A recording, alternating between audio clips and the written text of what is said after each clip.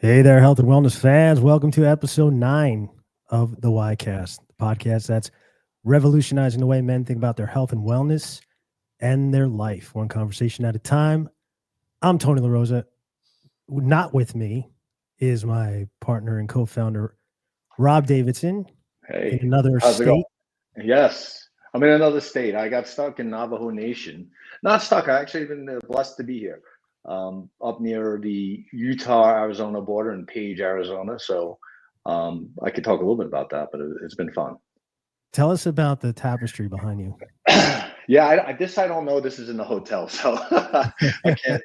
I just put this up now to make it look like I'm in Arizona.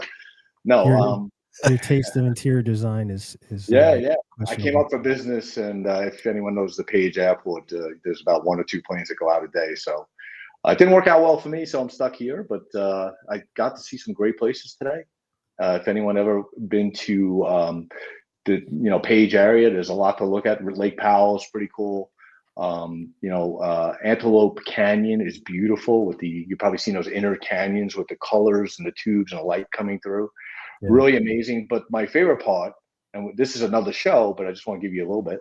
My favorite part was meeting with a MD who was 100% Navajo, and we talked a lot about medicine and just wellness. And he basically integrates herbal medicines, from plants that are grown in the region into his practice. And he's an MD, but there's been a long history and legacy of the Navajo Indians using, the herbal medicines and plant-based medicines for treatment. So pretty cool. I just been blessed to be with them. Great people. So, and I think they're living longer than us. Probably, Yeah. probably, yeah. So maybe we should take their lead on that. Yeah, absolutely. Well, speaking of longevity, today we're discussing creatine. Yes, absolutely. My favorite supplement, as you know. Absolutely. Yes, you talk about it all the time. Yeah. Yes, I do. You got me taking it. Yeah. All right. Good. So yeah, it works. It's one of the best, and there's a lot more research coming out, about creatine, and we're happy that we have a great guest on that has some expertise in that area. So. Yeah, and for you guys that are, viewers that are here from our episode 4, we had Rick Wenner from dotFit, and we discussed the modern man and multiple topics in that episode. But the one thing we kept going back to was creatine, and I think Rob, you said, we could do a whole show on this. Absolutely, a whole show. So we'll have a 10-minute show tonight. No, I'm just kidding. No, it should be good. It should be. There's so much information on creatine. It's just sorry to cut in, but it is the most studied supplement in the market with really no known side effects and just real effective. And they're seeing more and more for lots of different indications, which I don't want to dive into now because we'll do the whole show in 2 seconds. But I think we'll hear a lot from Rick, and it's pretty exciting. So. And just before we start, it's like it's not just for gym people, right? It's got other benefits. So we'll go through that, and let's bring Rick in. Yeah, absolutely. There he is. Hey guys. Hey Rick. How's it going? How are you doing, Rick? I'm doing great. How Awesome. are you? You look great. As do you. Staying fit. Rob, Rick, are you sitting in my seat? Am I? Yeah. I'm in your seat. Yes. In my seat. I'm gone, so I will not be on the next show. Rick will be taking over. I'm ready. Good to have you. Wait, you didn't get the email? I didn't get the email. I saw a pink slip though under the door. That might be it. Does that mean anything? Yeah, good to have you, Rick, as usual, buddy. Glad to be here. Thank you. We got some really good reviews on your episode, Rick, and people were asking you to come back and everything. Just the stars aligned for this. It's a topic we wanted to talk about again. So here we are. What's new in your life, Rick? What's going on? Wow. A little bit of everything. Lots of stuff, staying busy. Yeah, I mean, right now we got 3 daughters who are very active. We got dance competitions. Yeah, a lot of hotel stays. So I'm just working and spending time with the family. Staying fit, staying active. Well, that's always that's every morning. Yeah. Get up at 5 a.m. and that's a given. I don't miss that. It's part of life. That's what I think people don't understand is like you gotta break that ceiling. So it's like a part of your life. It's not something you have to like, if you wake up and start saying, oh man, I got to go, work out or get my fitness in or get my steps, it's never going to last. So Yeah, It has to become routine, no question about it. Yeah, I mean, for me, it's the second workout every day that is the challenge. But if I miss it, I miss it. It's not a big deal. I got my morning workout in every day, and my evening walk or jog. If I miss it, it's all right. It doesn't happen that often, to be honest with you. Yeah. Rick, are you fixated on how many steps you get in for a day, or I don't look nope. at that, right? I don't. There's certain days. There's certain days if I gorge over the weekend or if I have a big day where I feast a lot, I'll shoot for a mileage goal. Right. Whether it's jogging or walking or whatever, I'll go for. I don't track steps though, to be honest. Right. Yeah. Not either do I. But that's a big deal right now. That step track. At least it's something. At least people know they're being more active and not. But yeah, I agree. No, it's you can't get fixated. It's a really powerful tool for somebody to be able to say, let me get to 10, 12, 13,000 steps every day, or exactly. I mean, it's for some people that's motivation to move. We talked about it on the first show that from a calorie perspective, if you get 1,000 steps running versus 1,000 steps, or a mile walking versus a mile jogging, you're burning the same number of calories while you're doing it. So something exactly takes you a lot longer. Takes you a lot longer when you walk it, but takes you longer. Yeah. Absolutely. Well, let's think this, guys. Imagine boosting your strength, sharpening your mental focus, having bone health, supporting bone health, and overall well-being in one supplement. What would you guys say? Give it to me. Give it to me. Yeah, absolutely. So why don't we dive into creatine? I guess, we could first start off with explaining like what it is for people who don't know. Yeah. Rob, you want to? And where you can get it too, right? So there's natural sources of creatine, as you know. You can eat it, from steak and, some certain proteins, obviously. But creatine's a great supplement. Like I said, it's the most studied, probably in the industry. I think, Rick, you'd probably agree with that. I don't think there's any other supplement that's been studied as much. And for a long time. Just because I think because of there's no questioning the effectiveness. Yeah. Creatine and caffeine. And you're right. Caffeine, that's a good point, actually. I do. Yes, I would agree with that. Caffeine is up there with creatine. But creatine, with creatine, you can say there's really no negative side effects being found. So caffeine, you can't necessarily say that. It's a protein byproduct, right? So it's not, it's not dangerous. And also, if you look at the pathway of creatine, it's one of the only, besides caffeine, one of the few supplements that have a true identified mechanism of action. I think we have a slide on that. I don't know if you guys want to look at the slide that we have on kind of the pathway for creatine, just to explain, what happens with it. But from a schematic standpoint, I like that. But, basically, it obviously reacts and helps create and recycle ATP.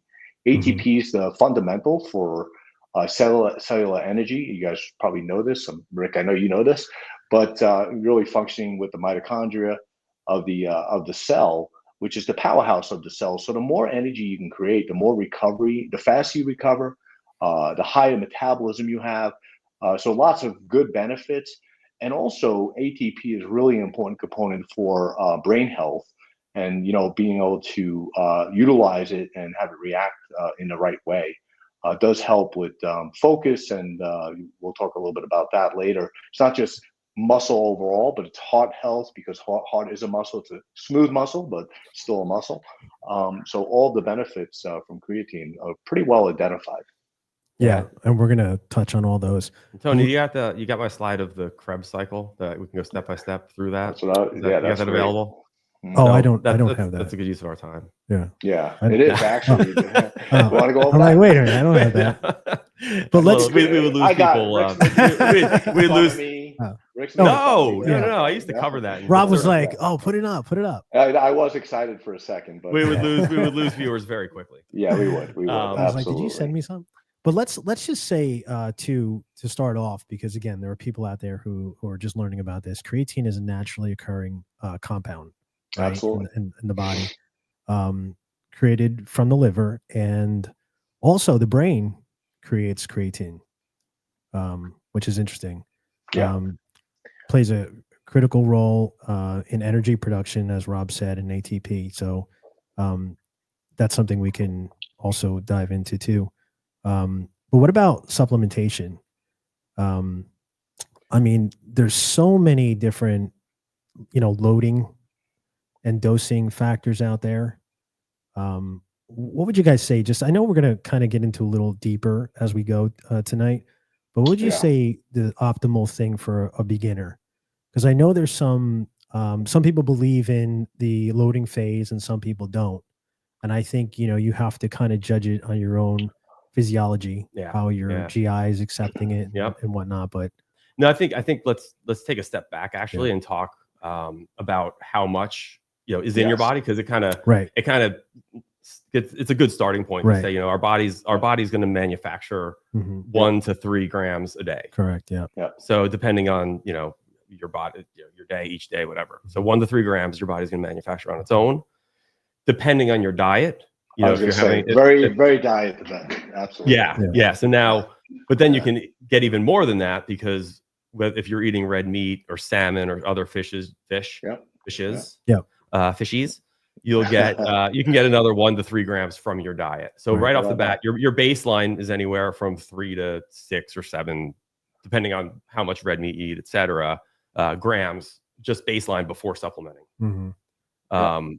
So we all have creatine in our body already. So supplement, and that's a great way to say it. It's a supplement. We're supplementing what we already have. Right. Yeah. We're supplementing our diet. We're supplementing and I do think, Rick, there's a correlation between the current American diet and low amounts of creatine in the body endogenously, because I don't think we're manufacturing as much as we did back in the day when we were gatherers and hunters and eating high protein meals. And so I do think that the American diet may have processed foods, may have kind of inhibited that endogenous creation of creatine. Yeah, absolutely. You're not seeing it's very trendy right now to eat the keto and that eat a lot of red meat, but that's a small percentage really of the the country. It's generally speaking, with the processed foods we eat and the hamburgers and the chips or whatever else, you're not getting much creatine in the diet. So most people would probably be closer to that 1 gram per day range. Right. I agree. Let's talk about some benefits. I mean, I think that the most appropriate place Can we stick with your dosing first, just so people? Because I don't think we actually identified dosing. Don't jump ahead, Tony. Hey, I'm just flowing, man. Yeah. Sorry about that. No, I just think dosing, because I think, Rick, you agree, and you see this with consumers when you deal with them, and people training and not training, they don't know really what dosing's right for them, right? So how do you address that? One of the things we touched on earlier, we're talking about prior to the start of the podcast. One thing to look at for the individual who's just getting started, if you're talking about going from 0 to 20 grams, that's problematic, because I'm speaking from the consumer's perspective now.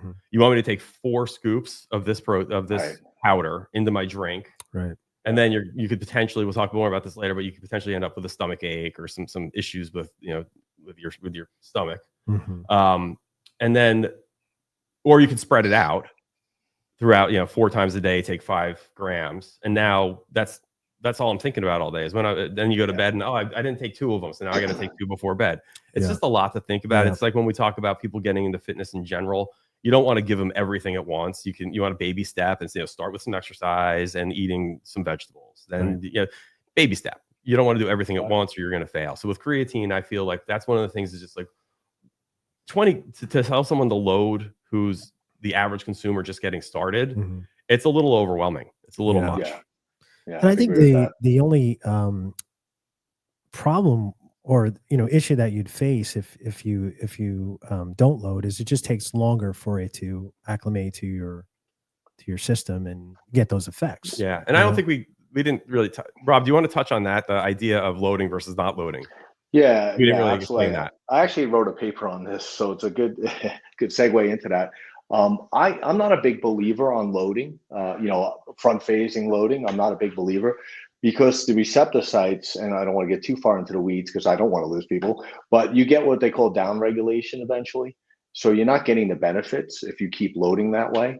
I'm more of a believer of, start out with a dose that's comfortable with you. Stay on that for a few weeks. If you want to increase it, then you can, because your body will acclimate to that dose and it will start to utilize it. Again, I don't think you need to load creatine.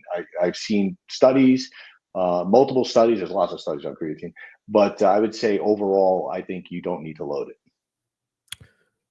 Yeah, and more and more research is showing, you could take 1 gram a day. Yeah, no, 1 gram, 1 gram 5 times a day, and get 5 times a day. Yeah, and that's the other thing I want to get into. Yeah, I would also, to your point, Rick, I like more of a biphasic approach, or 2 days, twice a day on the dosing. I think because obviously, you have pharmacokinetics and just half-life of, every molecule. So I like the body assimilating. Maybe if you're on a 5 gram a day creatine, try to take 2.5 in the morning and 2.5 in the evening. That's not easy for everybody, but to me, I think that's a huge benefit if you can. Mm-hmm. Yep. Thanks, Rob. We lost 15 followers. Okay, sorry. That's right. We'll get them back. Rick will get them back. I'll try. Oh, the idea is not to lose followers. You want to gain them? I didn't realize this. Hold on. Hold on a second. You want to keep them as long as you can. Got it. But within, dosing and integrating, it's consistency too, I'm assuming is super important, right? Yeah, that's the key. It is. Especially in the beginning. Yeah. Because once you've built it, let's say you've been consistent for a long time, you can miss some days, several days. Agree. Don't panic. Yeah. Right.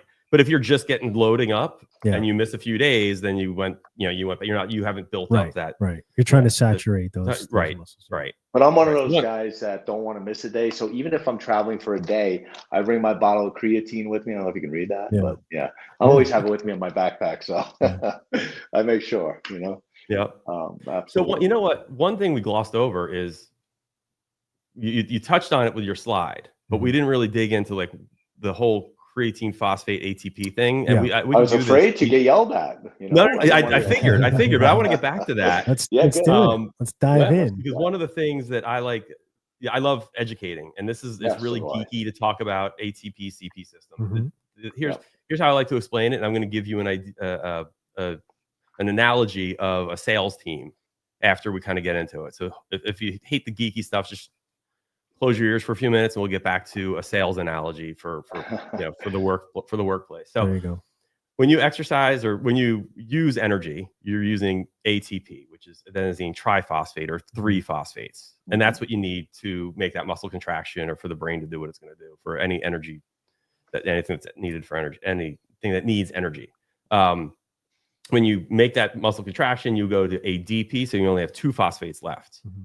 Now creatine phosphate comes along, gives the ADP another phosphate. It now has 3 phosphates. It's now available for another rep or another whatever event, whatever activity you're doing. So you're able to replenish your energy systems faster so that you can last longer in your workout at a higher intensity. And this is not for necessarily it's not going to hurt an endurance athlete except for the extra weight maybe, but it's not for the endurance energy. This is your sprints, your bench presses, your fast switch muscle, fast switch muscles, right? Explosive movements, less than 10 seconds. And that's what they're saying. Like they're focusing on that second and third set is where that really comes into play. Is like you're pushing to failure in those later sets, which the creatine helps. Yep. Regenerating. So now for layman's terms, the analogy I like to use is if you're working at a company and you have a sales team and your sales team gets pushed really hard and you have 3 people on the sales team and you need 3 people to hit the quotas, right? But you churn them and you burn them out with their cold calling and they're working 24/7 to meet that quota. And inevitably you're going to lose a salesperson. Right. Now you're not going to hit that quota anymore because you only have 2 salespeople. So now the recruiting firm is creatine. Creatine phosphate is bringing another salesperson to the sales team. So now they can go and hit the quota again. Right, like that. I like that too. Yeah, that's good. Because it's so common, sales teams. It's so common. You got to you burn out. Yeah, I like that analogy. Yeah. That's kind of what's going on here. We're burning through our ATP and we got to replenish it. Yeah, that's exactly right. It's the recruiting firm for our muscles. That where was explains that analogy when I took biology? Hmm? I said, where was that analogy when I took biology? Sorry, I wasn't available. Sorry. But it does make sense, though. Did you hear it like that? It's like, oh, okay, that makes sense. Yeah, If you take helps, out right? all the really long words, Right. the scientific words, it's like, Yeah. that's easy. Sales, recruiting, and burnout. Yeah, You got it. I love that analogy. That's perfect. So again, we're really talking about loading, and I guess this is more geared towards people who are working out and things like that. I mean, obviously, we're going to get into more some of the benefits that people can have that aren't necessarily exercising. Now, I know that they're saying that the to really get the best out of creatine, exercise really does that, and it helps. So if you're working out, if you're exercising and you're taking creatine, you're probably going to get a little more out of it. But new recent studies are showing that, like we're going to get into, it has more of those benefits that we will discuss. Yeah, absolutely. So are we done with dosing? Do we have anything else? I think so. Yeah, actually, well, so one of the things that I'm personally, just as I look at more and more research, like I'm currently doing I do some creatine before my workout, and that's with caffeine. And what I'm seeing is that there can be some conflict between the caffeine and the creatine in terms of getting into the cells. Okay. Mm-hmm. I'm not going to not have my caffeine before my workout. Right. So what I do then is I have another 5 grams of creatine that I sip on during my workout. And then later in the day, I have another 5 grams. So I'm spreading it out throughout the entire day. So I'm always refueling. So you're doing 10 grams per day? 15. Oh, So 15. 5 before, 5 during. Okay. The five during actually goes, that lasts. It's a full bottle of water. Rick, can you use an analogy so Tony can get the math? Is that? Can you use something? You put 5 fish in a fish tank. Where are the 5 jelly beans? I don't see them. That's Yeah. No, that's a good way. I actually do that too. I'll split my dose 5 and 5. I do 10 grams a day, and I like doing 5 in the morning and then 5, in the evening. I think I feel like that's more effective for me. Especially if you do a second workout. If you want to do a second workout, I love it. I think it really helps. Yeah. I'm going up, especially after like prepping for the show. I'm just thinking, because I'm at 5 now. You got tired at the push-ups, so you need more creatine or what? Yeah, I mean, I just want to go higher and see, because I haven't seen any side effects. I feel good. No. Other than I hate taking pills and everything. So just the fact that that's the only negative thing for me is having to take it again at night or something, but other than that, I think I'm going to up it and see what it takes. But it's one of the best things I've taken. I mean, I've taken a lot of stuff, and most of the stuff I take, I just don't feel, 2 things I feel electrolytes, and I feel, then I noticed the creatine. Caffeine once in a while, but I'm very insensitive to caffeine sometimes. Yeah. But I love creatine, and I was telling Rob, he's the one that got me on it years ago. He's like, "Man, you're missing out." I'm like, I don't want to bloat. I had the same bloating negative thing, thoughts and myths that we'll get into later. But so I did do the HCL, and it's been great. Yeah, a lot of people have some good results with HCL. Less bloating. Again, if you're bloating though, taking the doses, splitting your dose, that helps a lot too. It really does. Yeah, because that has to do with your absorption. Yeah. Yep. And pre-workout and during workout and intro workout helps with the absorption too, right? Absolutely. Absolutely. Yeah. Absolutely. All right. Well, let's get into some benefits. So let's talk. Yeah, we're good. Let's do it.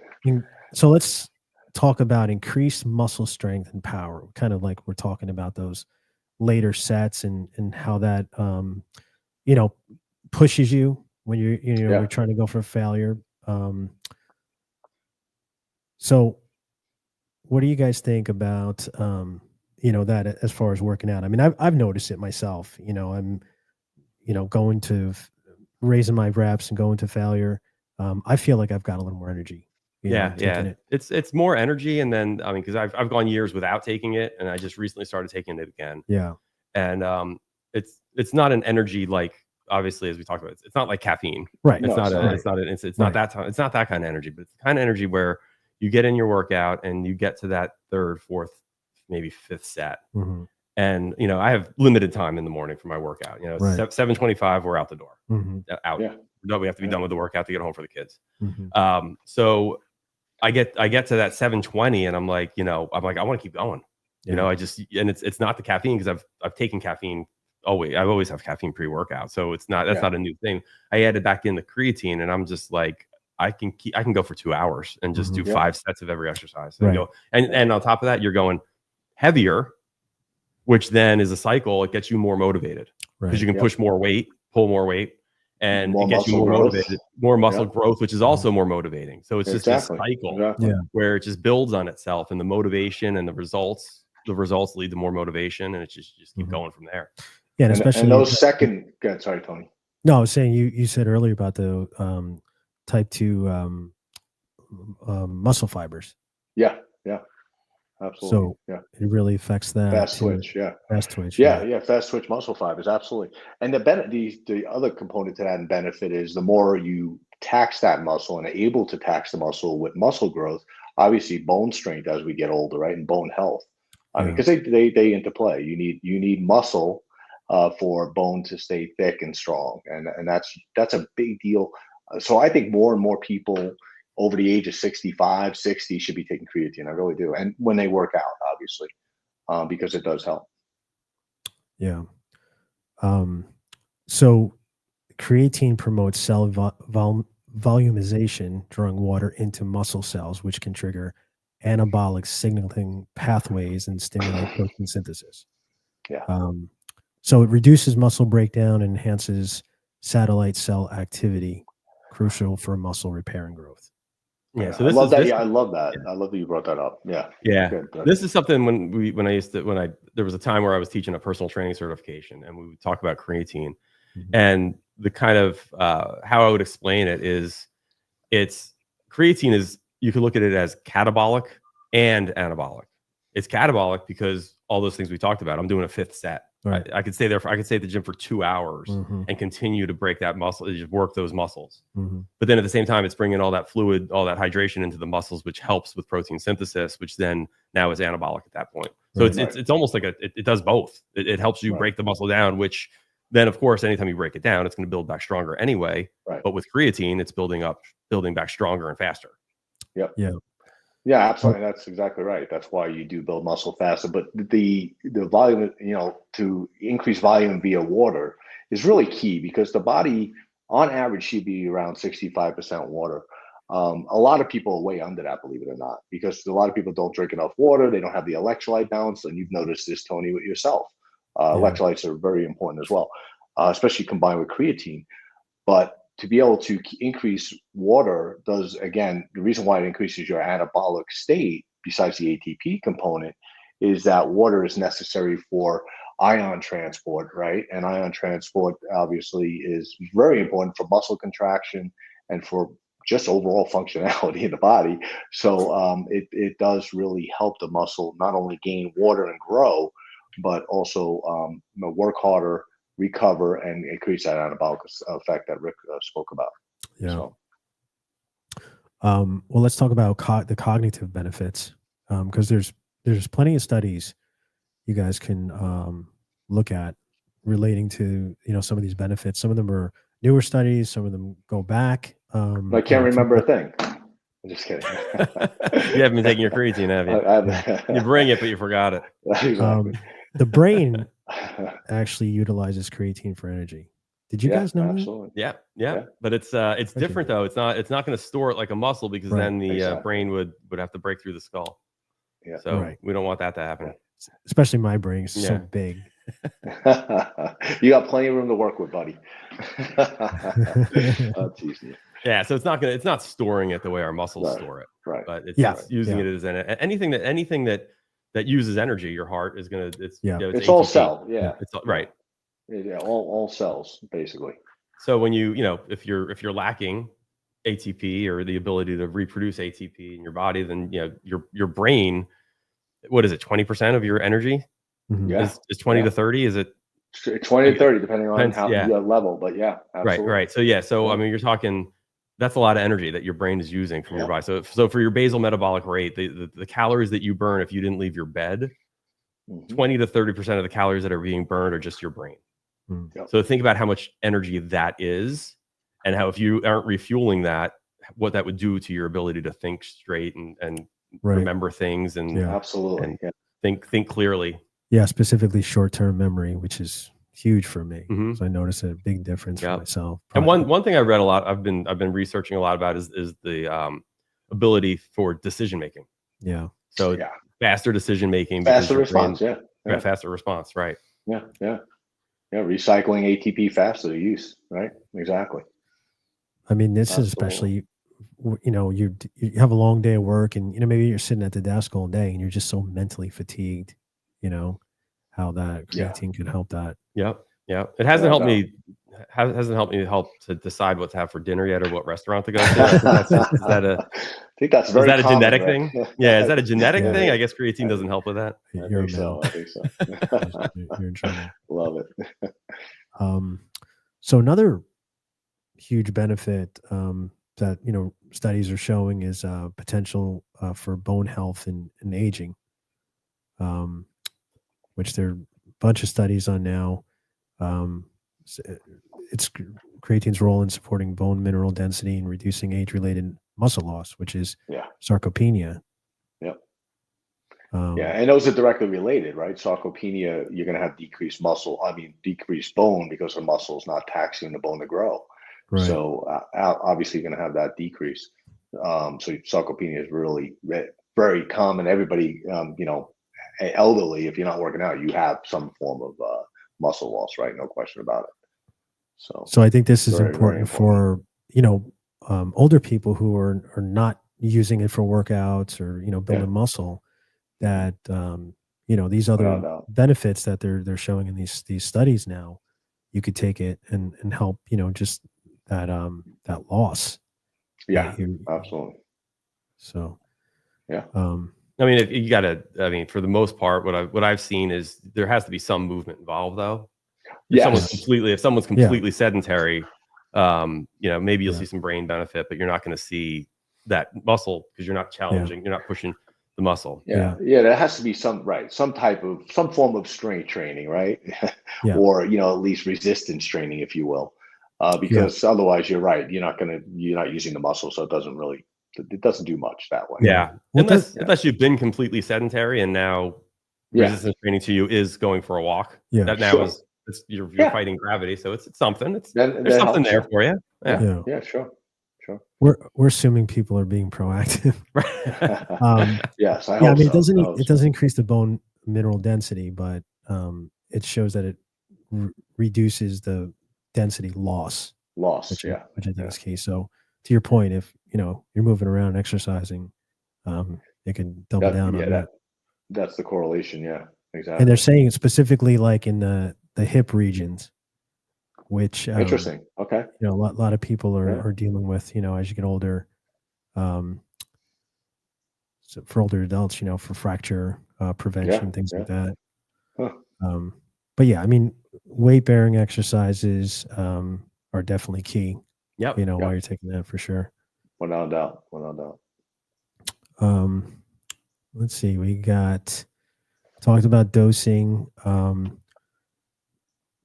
integrating it into your diet. Here's another thing: taking creatine with carbohydrates enhances absorption due to insulin's role in creatine transport. So that's interesting. Yeah, there's been research on that. I mean, back in the day, even when creatine first came out, they always said, look, take it with a juice or something that has some sugars in it. Gatorade, exactly, because it does help shuttle. And that's the same reason, because you get that insulin response. So, Now, if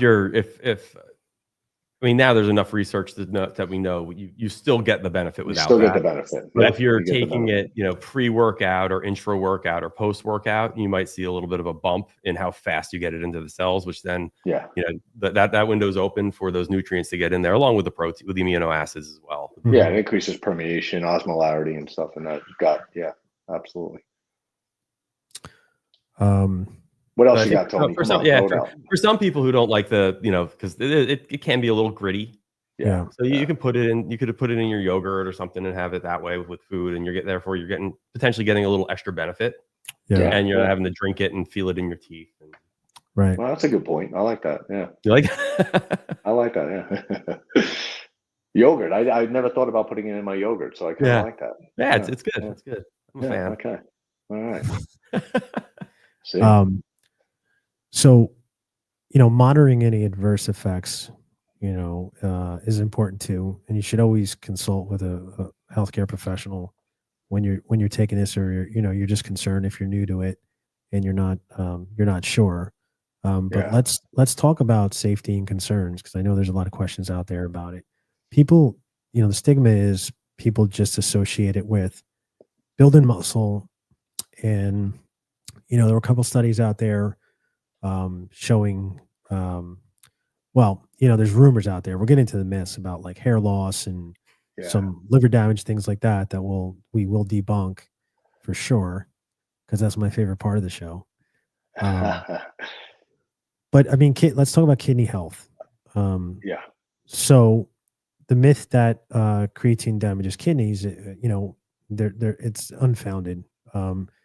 Numerous studies that creatine supplementation is safe for individuals with normal kidney function. Now, if you have pre-existing kidney conditions, then obviously, like I said, you should talk to your doctor and just make sure. Yeah, because anything could potentially affect it. Yeah. Yeah. Right. But go. Yeah, go ahead, Rick. Oh no, I was just gonna say for the if you're with, this is like for personal trainer, somebody that recommends creatine to somebody. So a lot of people might listen to this podcast and be like, I'm going to recommend this to everybody. And then they go and whoever they recommend it to goes to their doctor, and their doctor says, no, you can't take this because it's your kidney issue 5 years ago or whatever. Right. You don't say, no, that's BS. Right. No, that's whatever. Just because. Right. Exactly. Rob on the YCast said it's okay. Exactly. What's interesting is there's where that rumor kind of came from is creatine it creates additional creatinine release in the kidneys, right? So creatine's been by the measurement of kidney health. So if you are getting blood tests, it's probably smart to tell your doctor that you're on creatine, because your creatinine levels could go up, but it's a false positive for kidney health in a lot of ways, because again, it's a byproduct, right? And you'll see that in blood tests sometimes. I remember in college when I ran track in college, and I took a lot of creatine, and I had my blood work done, and then I went back to school. And was that WADA approved? Was that the DOPA approved, WADA approved, or what? I don't know. Okay, I'm just teasing you. But then I went back, and that after I was finished with track, and later I went months later, I hadn't been taking creatine, and I lost something like 12 pounds. Yeah, because it's just water weight mostly. I didn't lose, But then the doctor, by next time I went, he saw that I lost that much weight, and he's like, oh, and he looked at my blood work from previous, and he said, oh, you were on creatine, weren't you? I said, yep. Yeah. So he knew. He could tell. Yeah. It's a lot of doctors are in the know about creatine now because of all the research that's out there. So and this was I won't say how many years ago, but this was that's pretty years impressive ago when I was in college. Yeah, that's impressive, actually. 5 years ago, that's impressive. You're so nice. I was going to say 40 years ago. You're welcome, Rick. I'm curious about something. So in my case, I only have one kidney. So are there any concerns? Have you read any concerns about people with one kidney? Because obviously one's doing the job of two. So does that play any effect on it or no? Well, it's probably more about functionality of that one kidney than, having one kidney. Because believe it or not, I mean, one kidney can definitely handle the workload, but you definitely want to make sure you keep an eye on your levels and just, functionality. And there's a lot of parameters you can test for that. It's not just creatinine. Right. Check with your doctor, Keith. Yeah. I already have. Yeah, no, that was my first suggestion. Check. Yeah, Right? yeah, Yeah, of course. absolutely. Well, Rob, you are his doctor, so Oh, you're not only his brother. Yeah, exactly. You know, you want to consider, you do want to increase your water intake, your fluid intake. Well, that's where I was going to go next. Yeah. And I knew that. I thought I'd lead you in. No, you're right though, because you're taking creatine, and what does creatine do? It's pulling a lot of the water in your body into the muscles, right? So now you have less water in certain areas. So you definitely want to drink a lot of water if you're on creatine. And actually, I find that when I'm on creatine, it actually makes me want a lot of water too. Feel more like I need to, and more thirsty. So maybe that's a good thing. I don't know. Yeah, you do notice you may use the bathroom a little bit less when you, like for me, when I upped my dosage recently. I felt I was holding on to more water, and it wasn't bloating. I wasn't puffy. Right. It was just it was intracellular in the muscle. Yeah. Mm-hmm. Well, and exactly that goes to kind of what you're saying is I think a lot of people too, as they're intensifying their workouts, if creatine is doing that, you're probably drinking more water. Oh yeah. If you're taking multiple doses a day of creatine and you decide you're going to put it in a shake, that's maybe a large percentage water. You probably have all these things you wouldn't normally be doing now that you're doing with creatine, that you're taking more water, therefore Hopefully. expelling more water. Yeah, absolutely. Yeah. Okay, so here's I know we touched on the GI issues, but again, for that type of stuff, I would say don't do the preload, and walk into it. Do multiple doses a day if you need to. So if you're having GI issues when you're taking creatine, then back off a little bit and do it slower and see how it affects you. Smaller doses. Split it up. Back off. Split it up. Back up or back off. Yeah. Thank you. I can speak. Back off and take a little bit less per day, maybe, or you split it, like Rob said, split it to morning and evening. Or and take it with food too. Try right because a lot of people, I would say, like me, when I work out in the morning, 5:30, 6 o'clock in the morning, I don't eat. Most of the morning. So it's like if you're having issues, but you're benefiting from the benefits of creatine, then you should probably just maybe eat something while you take that morning dose to see how it works out. Yeah, and it's I look at for the gastrointestinal issues, it's not dissimilar from increasing your fiber. Right. Because people will start, slowly, people will start a new workout routine. That's I'm going to eat veggies, I'm going to eat salads every day. And the first day they have, 55 grams of fiber, and they're just, their gut is just, they're just holding their gut. Now it's not that extreme necessarily, but it's the same idea. Your body's trying to get rid of something and trying to break something down that it's not used to. Exactly. You gotta let it, you gotta acclimate to using creatine. No question about it. If you have any GI issues. I get it. People get impatient and they don't have a lot of time to figure this stuff out. But just listen to your body. There's no rush. It's like try different things, try different timings, and see really what works for you. Yep. You're better off starting low and working your way up. Yeah. In the long run. Absolutely. Yeah.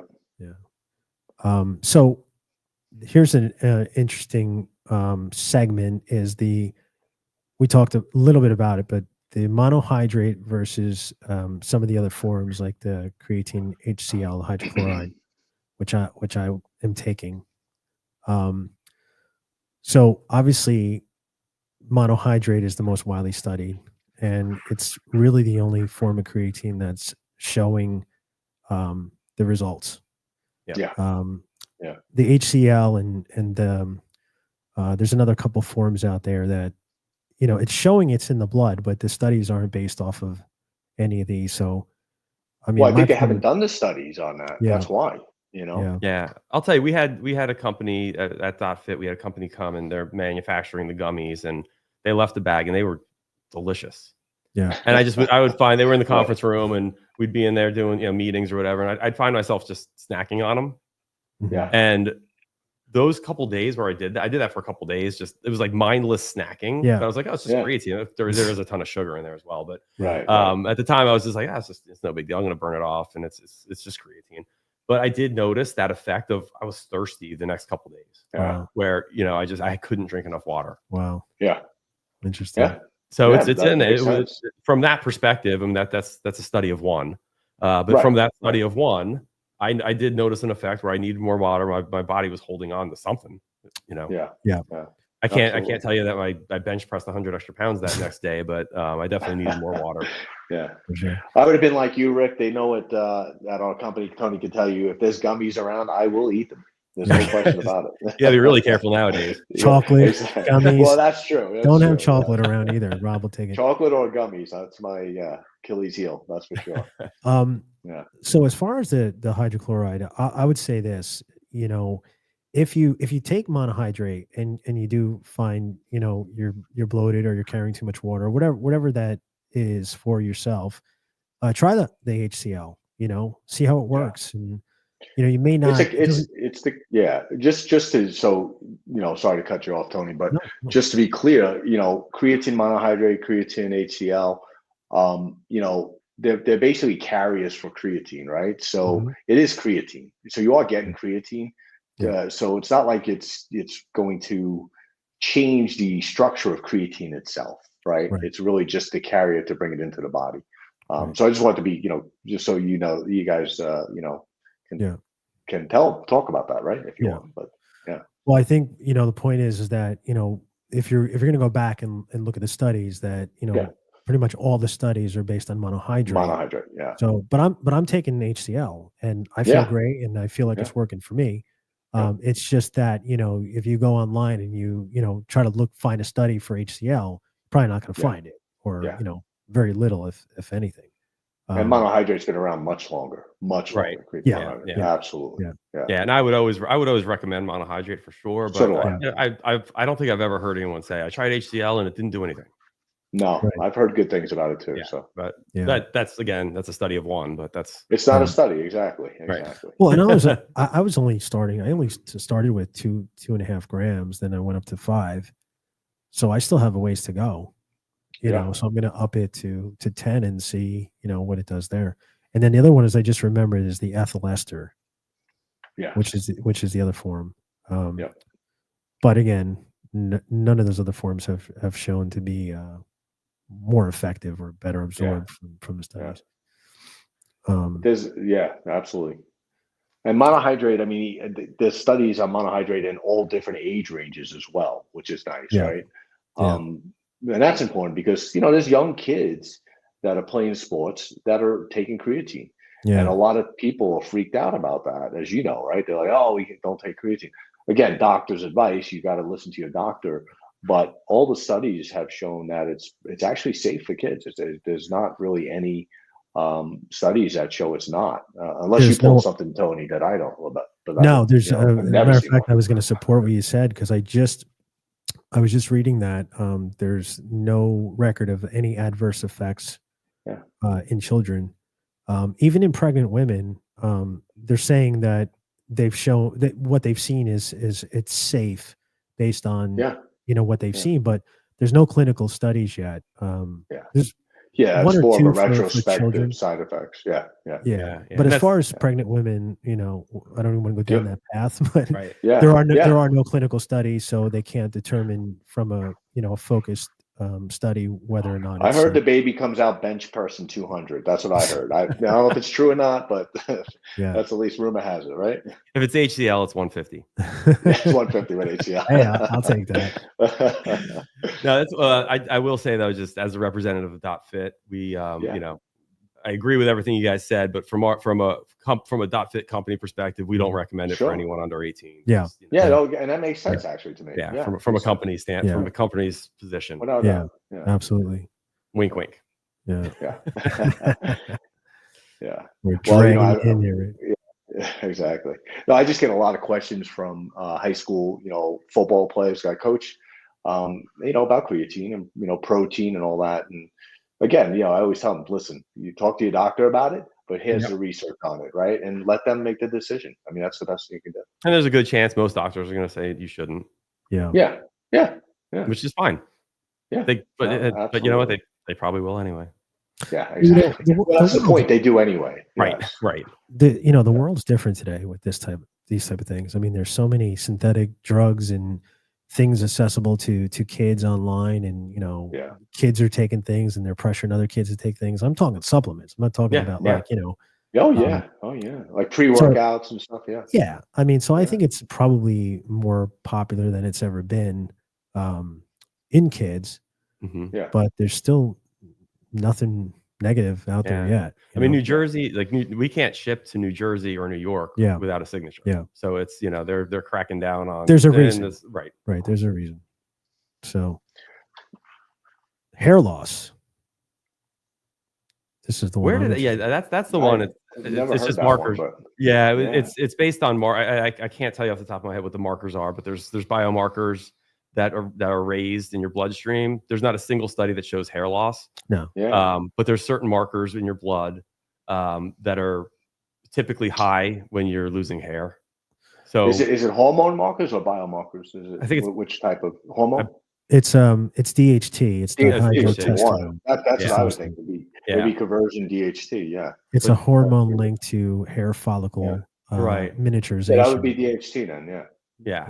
But there's no studies that have shown any hair loss. And how many people do we know that have taken creatine for years, myself included? And they replicated the study and didn't find any subsequent issues.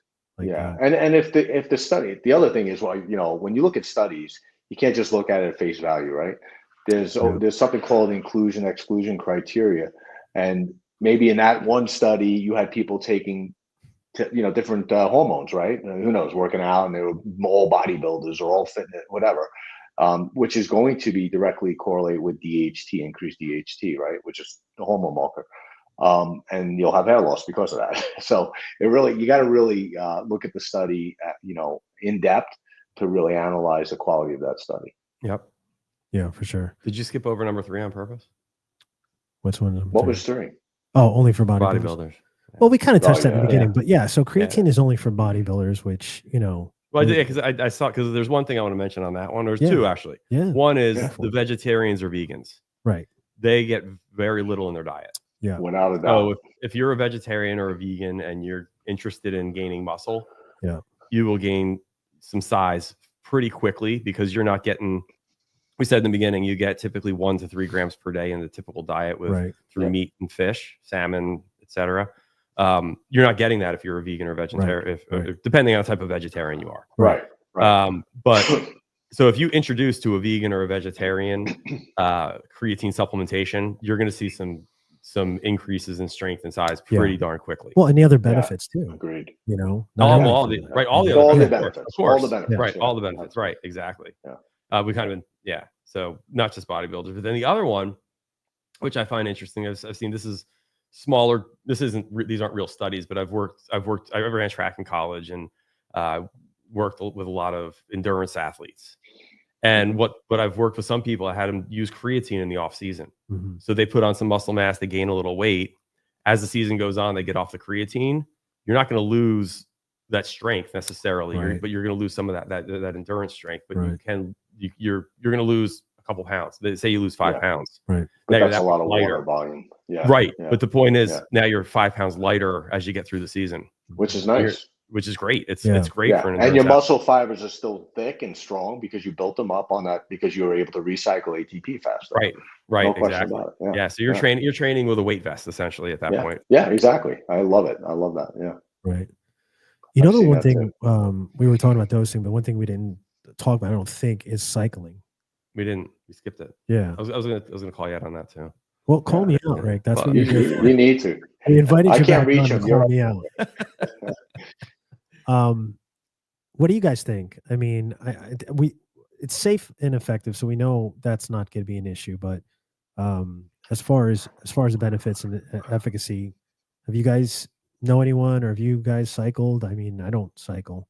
I've cycled just because, not because I think you're supposed to, just Right. because I just stopped taking it for years and didn't get back to it for a Right, while. right. So not as part of a strategy. But there's no regimen, of There's like no 2 weeks or 4 weeks, whatever, or nothing like that. No, but I don't the think. longer, the longer you're off it, when you decide to get back on it, it's going to take you that much longer to get back to where you were, because you're going to lose all of that benefit over a certain amount of time. Yeah, I agree. I don't cycle either. Not at all.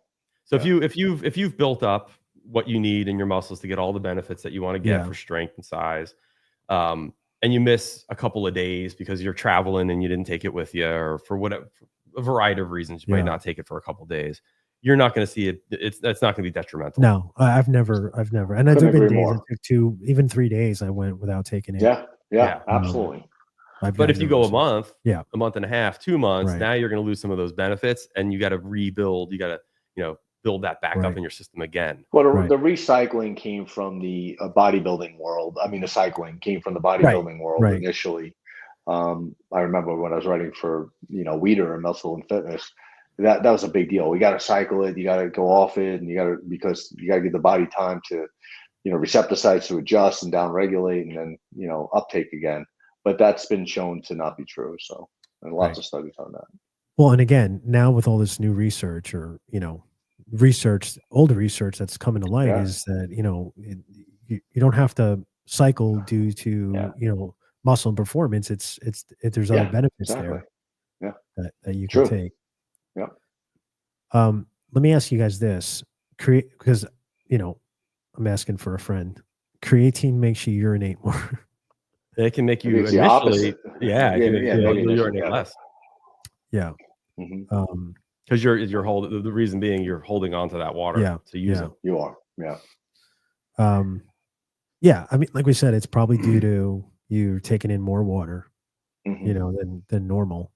But I know there's. But I mean, if one thing, Tony, if you do find that you're taking creatine and you do have to go to the bathroom more, urinate more, you might want to look at electrolyte balance too, right? Because what holds the water too is electrolytes. So without that, you're not going to get that transport of the water into the cells. So that's another show, electrolytes. Yeah, but actually that leads to another myth that's not listed, which is cramping, which I haven't heard. Honestly, I haven't heard that recently. But that used to be a myth that creatine would cause cramping, and that could be tied to because your electrolytes are off. You're not drinking enough water while you're taking the creatine. That's what it is. You're training that much harder. There's all this. It's not the creatine isn't causing it. No, in fact, I'd almost argue because you are increasing water content in the muscle and in the cells, that it might actually help, with cramping more than people think. But to your point, if you're taking creatine and you're not drinking enough water, but then you can have some issues, right? Right. But that's not even something that's really seen in the research anyway. Not at all. Not at all. Yeah. Well, the cases postulated theory there. Yeah, a lot of the cases were high performance athletes talking about this, because the one thing they saw were these athletes were cutting weight improperly. Well, that's again your whole water intake and electrolyte intake. Yeah. So if you're dealing with dehydration, things like that, that's what it was coming from. But I don't think the everyday user of creatine who's hydrating and doing everything. Yeah, if you're cutting and you're doing everything you can to get every ounce out of your body of weight, then sure, that's going to lead to cramping. That could definitely do that. Yeah, I only do that right before I eat pizza. A couple of days before.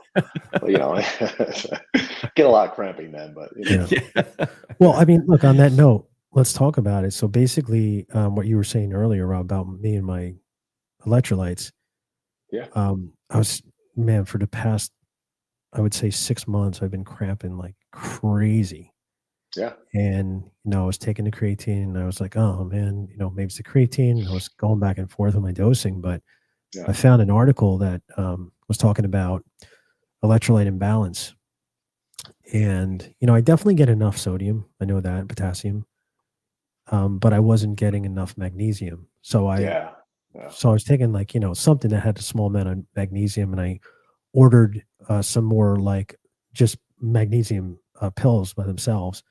And I started taking like, I think like 500 milligrams a day, and literally like in 72 hours, my cramping stopped. Yeah. And it was, magnesium's great. Yeah, absolutely. So that article I was reading was talking about, just the imbalance of making sure you have, all these ions together. Right. And not for everybody, because everyone's getting them in different sources and different amounts. But for me, it like literally was the answer. Yeah. And there's a ratio of each, of each one. Yeah. Yeah. Yeah. But that's a terrible feeling, because man, it's like, I was sitting in my work chair and, my hamstring would just boom. And then I'm like at home and I'm just, just in chair having dinner, and my feet just start cramping like, and that's painful. So that's the other thing, guys, too. Like, if you are dealing with this, if you're taking creatine and you're feeling some cramps, check your electrolytes. It could be something different. It may not be that specifically. And you may have slept better with the magnesium. Exactly. There you go. Exactly. So we lost Rob. Yeah, he's looking at the Grand Canyon or something. Where is he? Sorry about that. I know they were knocking on my door to see if I needed towels. I'm in a hotel. Okay. So, yeah, okay. Yeah. Are you? I said I don't shower, so I don't need it. I put the sock on the doorknob. I don't know why they not. Anyway. Oh man. Anyway. Only you, buddy. Only you, brother.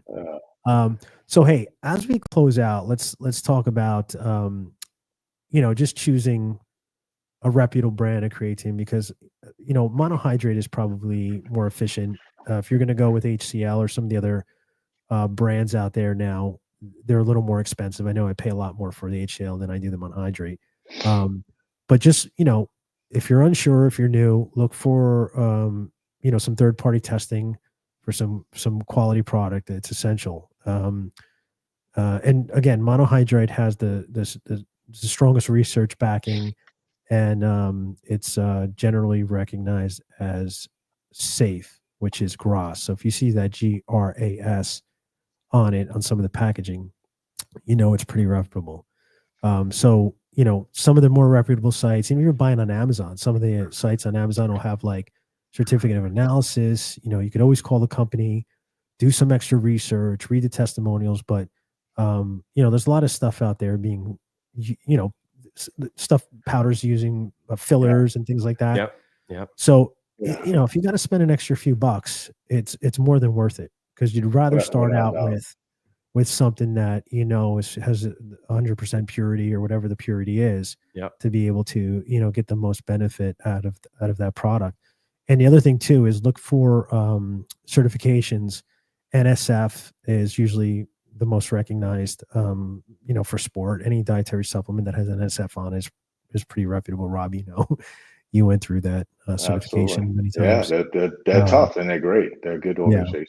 We for a lot of our products, especially creatine in particular, as this part of this session is NSF certified, and that's I was going to say that, Rick. dotFit is a great product. I mean, they do care about the consumer. And they do great products. Absolutely. Yeah, and one of the reasons for a lot of our products, we could use other options, but we have a lot of pro and collegiate athletes that use our products. So right. They're not why I like the product. They're not going to touch it if it's not NSF certified. Yeah. So maybe we should do another supplement show and talk about some of the supplements that you guys have and what you see is moving well, what you see people are really clinging on to, and that'd be interesting. Yeah, absolutely. And what were some of the things we're moving towards? And, we just added electrolytes, which sold out very quickly, and we're already waiting for our next shipment. Awesome. That's awesome. But one thing I will say about the creatine, we talked a lot about how much creatine to take. Yep. Because a lot of times companies will drop, maybe they'll try to sell a product at a cheaper price. Mm-hmm. And if you look at the serving size might be 3 grams or 2 grams. So a lot of consumers don't know the right serving. If the company's telling you the serving size is 2 grams, well, now that product is actually twice as expensive. Right. Yep. Because you got to take twice as much or more than twice as much. Trickery. When you're doing your research and you determine, okay, this is the amount I'm going to take per day or start, then you can kind of back into what you're buying pricing and what that per serving cost is. Because they're all really different. And like I said, I think I've said this on a couple of shows, is if you're I buy on Amazon all the time. so I'm no stranger. But I like to go down into the reviews. Yeah. And, a lot of them are fabricated, but, you will find people that put pictures and they'll, these are consistent users. They'll tell you, what they've been through. Some of the products come, broken and things like that. Yeah. So it's always good to read those, because a lot of times the more reviews you have, if you have, some bad reviews in there, the rating will still be high because there's a lot more good ones. So just read, and that'll kind of like lead you in the right direction. Yeah.